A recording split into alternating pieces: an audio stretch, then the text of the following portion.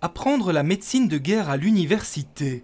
Face à la situation actuelle, la demande des autorités est loin d'être anodine, mais plutôt bien vue par ces étudiants de deuxième année. On ne sait jamais ce qui peut arriver, puis après il y a des guerres partout dans le monde, donc on peut toujours être envoyé quelque part qui n'est pas spécialement en Belgique ou en Europe. C'est en lien avec notre étude et surtout avec le contexte politique maintenant, je pense que ça peut nous aider en futur, si jamais. Car c'est là tout l'objectif, en cas de conflit armé chez nous, pouvoir accueillir de nombreux blessés, gérer les blessures par balle et les dommages causés par les nouvelles armes de guerre.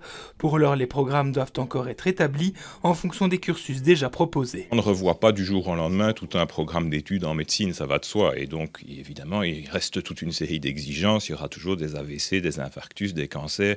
Et donc, il faut évidemment qu'on forme nos étudiants d'abord à tout ça.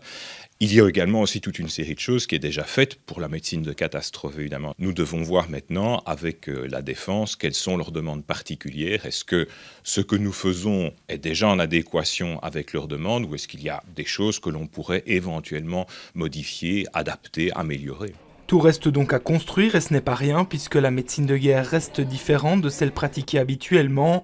Le colonel Van der Heyden est chirurgien à l'hôpital militaire depuis plus de 35 ans et a donc appris au fil de ses missions à soigner en terrain de guerre. Le Balkan, Afghanistan, Irak, je n'ai raté aucune mission en fait. Les blessures de guerre, c'est un mélange.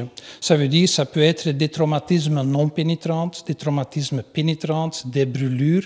Et ça devient un peu plus compliqué pour traiter un patient pareil. Ces formations devraient donc permettre aux étudiants de mieux s'y préparer. Une bonne première étape si la guerre devait arriver chez nous, de l'avis de ce spécialiste, ancien commandant de la composante médicale de la défense. Vous voyez ce qui se passe dans les pays en guerre actuellement. Cela concernera tout le monde, depuis les services de santé jusqu'à la ligne de production, jusqu'à l'économie, jusqu'aux finances.